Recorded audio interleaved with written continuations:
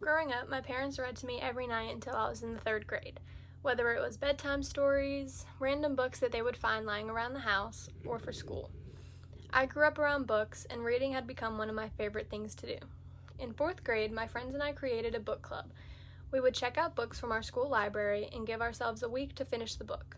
At the end of each week, we would write a 1-page paper telling our favorite parts of the book and what it was about, and we would share it with each other every Friday. I never would have thought that my love for reading would fade away, but this is my story on how I regained my love for reading. When I hit 5th grade, my teacher made us keep a reading log and a journal. We had a specific number of books that we had to read by the end of the school year.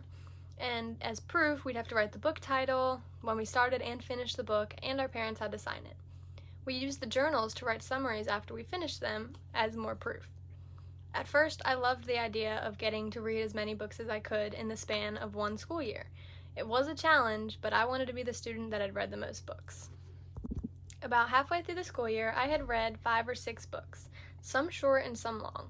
I was starting to find myself getting more distracted as I was reading, and it became a lot more difficult finding books that I thought I would enjoy.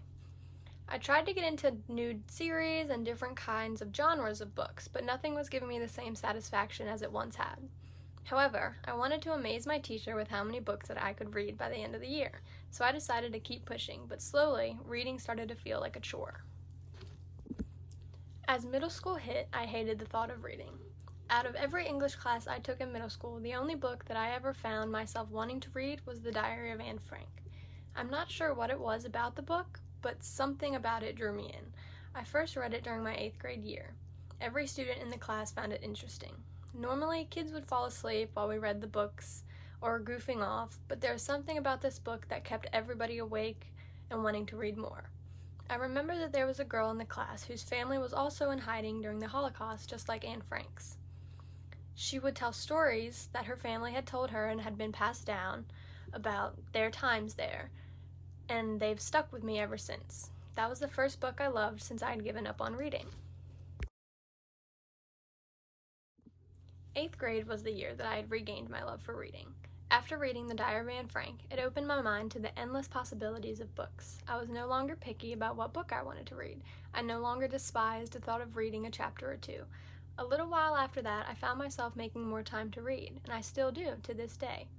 I have read so many different kinds of books since then. My mind is opening to new genres and different plot lines.